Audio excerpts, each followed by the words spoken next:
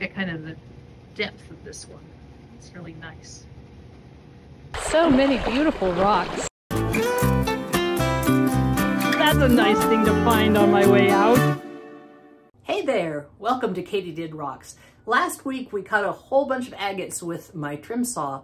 This week I'm going to show you how I make some of these into gorgeous polished cabochons for jewelry. Our first trick is picking out the stones. I definitely want to use one of these. These are Moctezuma agates from Mexico, and I just think they're awfully pretty.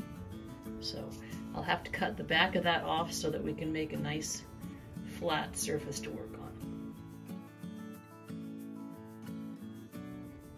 Next, I think I'll pick one of these. This is an El Sueco agate, and this is also from Mexico. Just really pretty, lots of little bands in there. Should be really nice.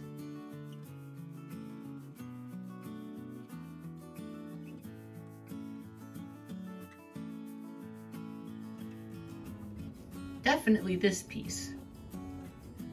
This is a crazy lace agate, and I just love crazy lace.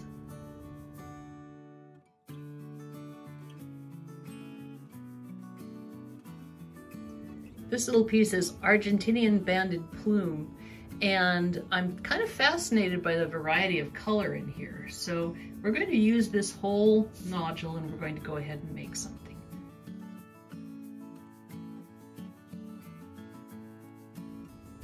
I absolutely have to do this one. I believe this is another El Sueco. This has what's called shadow banding, which means that all these little lines in here between them is actually clear, and so when you move it, it makes this really cool pattern, and I'm loving that a lot.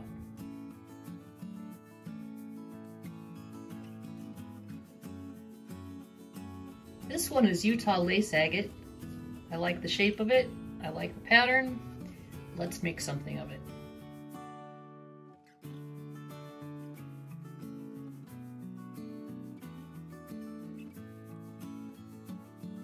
All right, that's where we're gonna start, just with those. One thing I've been playing with is the idea that rocks should be kept, or can be kept, I guess not should be, can be kept in their kind of natural shape for cabochons. A lot of the time, especially with bigger slabs, we kind of force them into an oval or a circle or a square, and that's, you know, that's reasonable because you've got to do something with the slab. But especially with these tiny nodules, I think that just letting them be in their natural shape is probably what I'm going to do. The first step when making any cabochon is to shape it using the coarse grinding wheel. This is an 80 grit diamond wheel.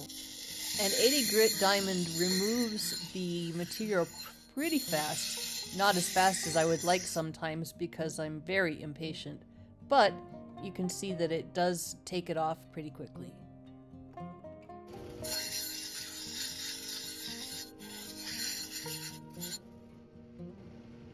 What I'm doing here is taking the back side of this and I'm grinding it down so that it's a nice smooth dome. We're going to probably grind a little bit farther than I would otherwise, just so that we can get down into some of that beautiful, beautiful banding. But you can see it's already starting out there.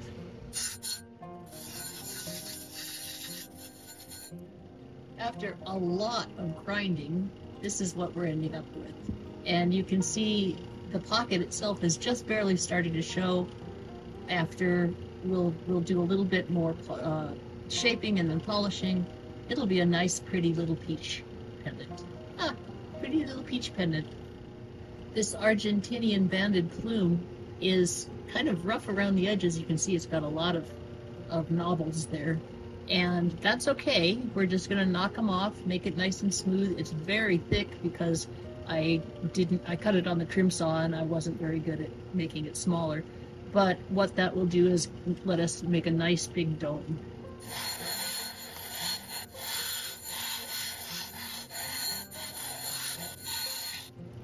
This is what it's looking like so far. And you can see that there's still quite a lot of raw edges there. I haven't decided yet for sure, but I may leave some of this just because it kind of reminds us that this was once stone and not some kind of man-made material. We'll see. Some people might like it, some people might not. That's the way the world is.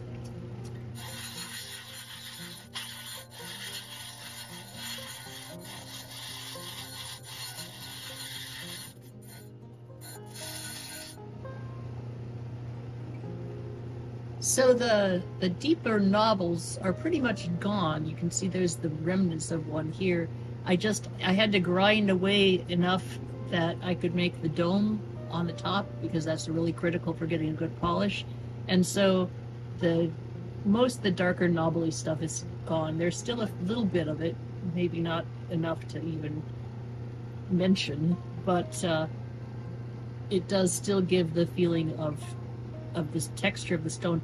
What I wanted to see more, or show you more, is how when I took the knobbles off, it formed kind of a geometric shape. It's not a perfectly symmetrical geometric shape, but it has edges and corners, soft as they are, and I thought that was really interesting. So we'll get this ready for polishing now. This little piece is quite thin, so it's going to take me a long time to be patient enough to make a dome on it. If you have a thick piece like this, it's super easy. If you have a skinny little piece like this, it's going to take some patience.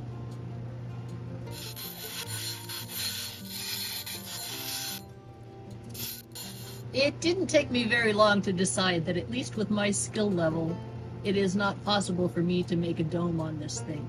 I'm going to go ahead and shape it, and then we'll just face polish it, maybe polish both sides, and that'll be that. Well, that was a little frustrating.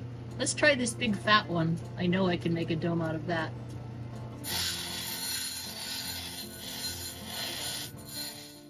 Time to shape the El Sueco.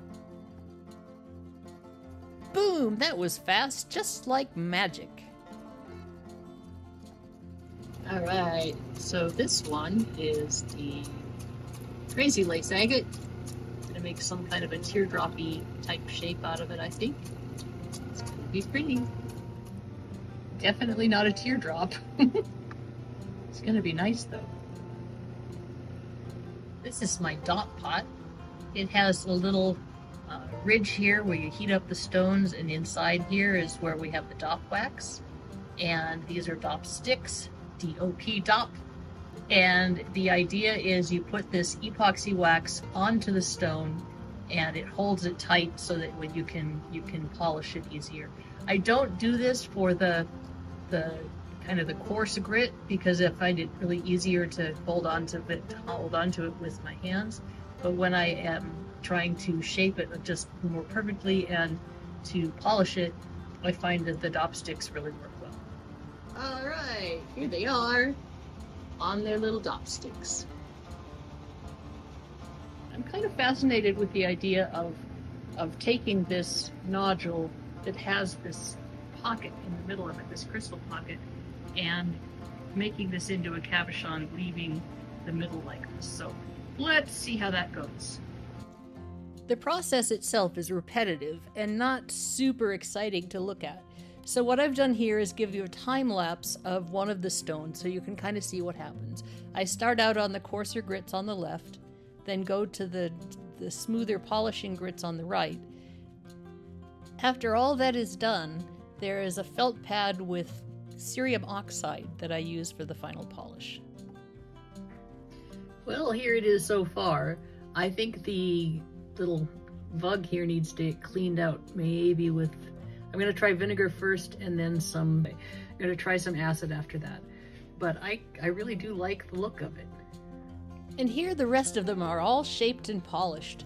They turned out just beautifully, and I love the organic shapes. This island agate has a lot of fractures in it. I don't know that I would do anything with it just because of that, but it's pretty. This Argentinian banded plume is just so shiny. You can see me in the mirror. You can see, that's what it looked like to begin with. And this is what it looks like now. I super love this El Sueco agate. As a matter of fact, I might keep this one for myself. I just really like the shadow banding. It's just kind of, I love to look at it. And I like the shape. This one was really interesting because I had to grind down so far to make it have that pattern. And I still could have gone a little bit farther, but it was getting too flat. This El Sueco is so pretty. I just love that soft purple color. I wasn't able to grind down far enough to get the white to show, but you can see a little hint of it here in the middle. And finally, I have to say this is my favorite one. This is the Crazy Lace, and I love the shape that came out of it. This was something that was in the rock, and I just let it out. For these three, which are fairly flat, we're going to try using my Richardson's high-speed sander and see if we can get a polish on them. Alright, this one isn't finished yet. You can see it has some scratches across the face. I need to flatten it out some. And I will do that, just not in time for this video. And so this one is kind of a work in progress still. I think I need to shape it just a little bit more. Just looking at it, I'm kind of like not super thrilled with the shape. One problem with using the high-speed sander with things on a dop stick is that the rock heats up and the wax melts under heat, so you got to be really careful to keep it cool enough that it's it's not going to pop off. So in order to fix that, this is another one of the stones that I was polishing. In order to fix that, I actually am using poster tack. It's just like the thing you get used to put stuff up on the walls, and I use that to hold on to it. I use gloves and I hold on to it right here to push it back up against the sander. This one too has a little bit of scratch right in the middle. Gotta flatten that out a little bit better, but you can see the basic idea. I like the kind of the depth of this one. It's really nice. Thanks for coming along. I hope you enjoyed the video. If you haven't yet and you enjoyed it, be sure to subscribe and click the bell so that you won't miss a thing. This is Kate from Katie Did. Keep on doing.